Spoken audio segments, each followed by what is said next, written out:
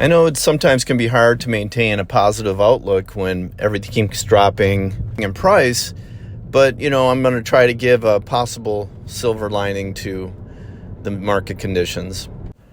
First, I want to talk about floor sweeping and how it has kind of a negative connotation, but if you look at it both ways, it's pretty fascinating.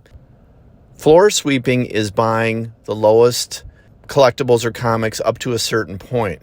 Say they're all in a certain range, and then that's going to bump everything up to a new minimum, the new floor price. Now, that can be both a good and a bad thing. The bad thing is if, say, you had just a scenario here. Say you had 10 whales or 10 super high, highly liquid, tons of money individuals. And let's say they wanted to target gold moments. And those 10 individuals took one collectible each. So one did Waltz, one did Winnie the Pooh, one did Daisy, etc., etc. And they went in and bought the floor, which would be maybe 15, 20, which would bump up the floor price significantly.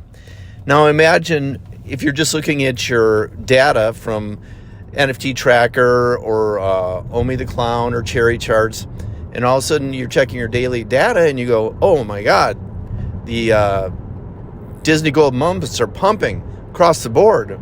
And then someone tweets it, and then you take a screenshot, and then an influencer talks about it on YouTube. Then the FOMO kicks in, and then you're buying into that. Well, you got to be careful of that. You see where I'm headed? It's not like it's a dirty technique, per se. It's what I would call a false pump. Now, a true pump is, for example, when the first Disney Golden Moments dropped. When they dropped in fall of 2021, there was 5 days of drops, and it was promoted on even Disney's Twitter page. So you had a huge influx of users. And what happened is the prices actually dropped after the first week because everybody ran out of gems. And then all the new people started really buying 30 to 45 days after. So when you have an influx of users, it's not like that day.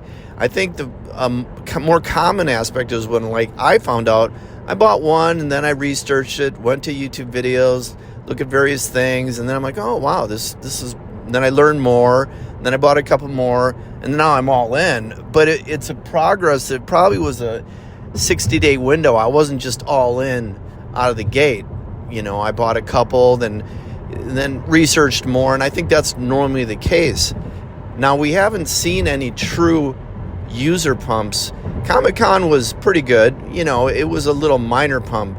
But what's going to take us over the top is if Disney or Marvel really, gives us a good shout out on one of their social medias. Now, who knows if that's going to happen, but that would be a true pump, pumping in a bunch of new users. Now, here's an example of a positive way to sweep floors. This is a comic collector. He's got really good videos. He was mainly a physical comic collector, and now he's going into Veve. Well, he saw a comic that he said has good value in the physical world, that the secret rare was only $99. So for basically $1,400, he swept up the bottom of the secret rare floors, and it pretty much doubled the price almost immediately. It retraced a little bit, but this strategy allows him to possibly keep 5 and sell a couple, and it's a great way to build your collection. Hey guys, last night was the first time I ever swept the floor on Veve for a comic. So I saw this secret rare for this comic at $95. I couldn't believe it was that cheap because the 9.8 of this comic goes for around $6,000. So the first thing I did was I picked up the $95 version, $95 again, and I think I spent last night $1,300. So the floor went from $95 up to $400. And essentially I 4x'd my money, on paper if you think about it.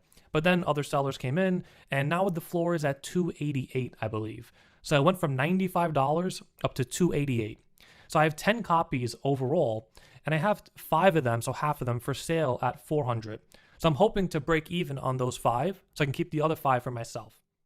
I feel you could use this strategy for virtually any of the secret rare comics or collectibles. Maybe it's something you have a passion for, or if you're real knowledgeable or you're aware of an upcoming event. because of the limited quantity in any of the secret rares, and then you have a bunch of people who are always going to be holders who are not going to sell, there's a really small window where it can go up or down really quickly.